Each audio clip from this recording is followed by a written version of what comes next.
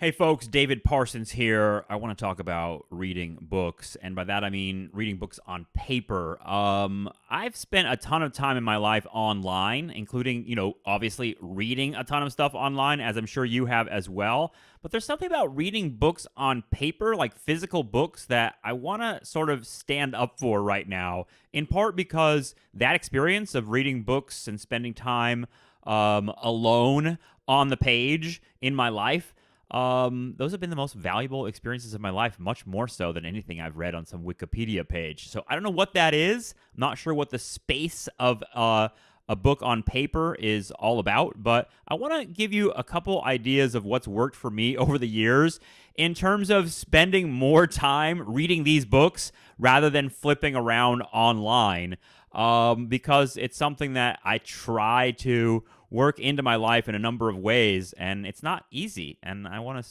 share a little bit of, I guess, what's worked for me. So here are some tips, rules, strategies, ideas, practices that have worked for me in making a more meaningful reading practice and getting the most out of my reading.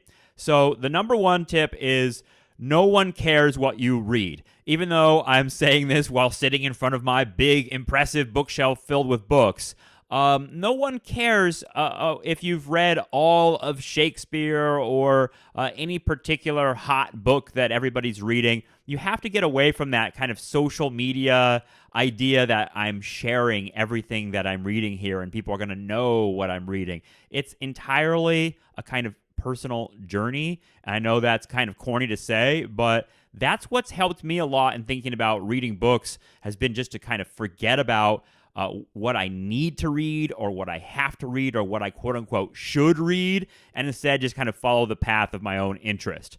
So that's number one. And related to that, tip number two, you don't have to finish every book that you read. This was a huge liberating idea for me. I think I read it actually in an interview with Dave Eggers, of all people, that he was just kind of like, when I start reading a book and it's not working for me, I'm just gonna stop reading it and put it away. I think there's a real pressure that, like, once you start something, you got to finish it, and that like goes back to the first thing.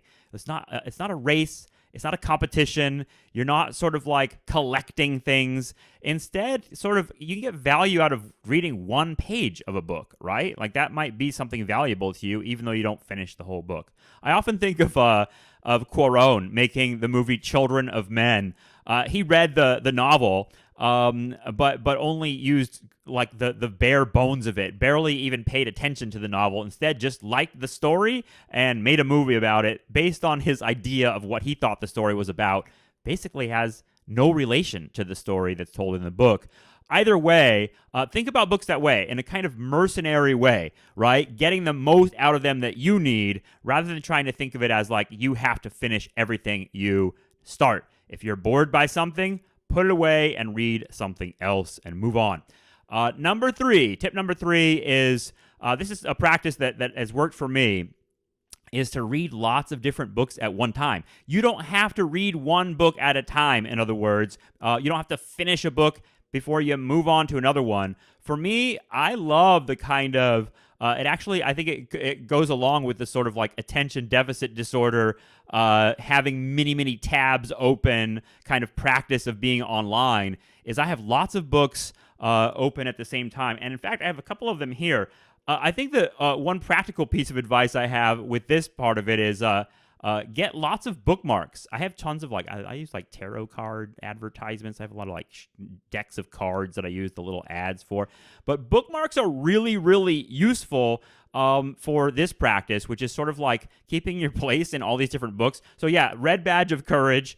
I have this one by the bedside because before I go to bed each night, I like to flip through a few pages of this. It's like really poetic, meditative language. It puts me in a kind of trance and sets me to sleep. But I don't necessarily want to read that one during the daytime.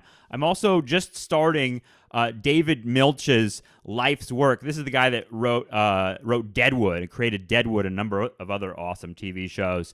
But I like memoirs, and memoirs are something that I'll get into more in some of these Trap TV videos, because I want to share why I think memoir is such a key critical genre for me and maybe for you. And then finally, I've also, like, for the last, I think, year and a half at least, been digging through this one, which is called Far From the Tree by Andrew Solomon. This is like a big book about psychology and parenting. It's really heavy, honestly. It's a lot to do with mental illness and all sorts of really fucked up shit, honestly.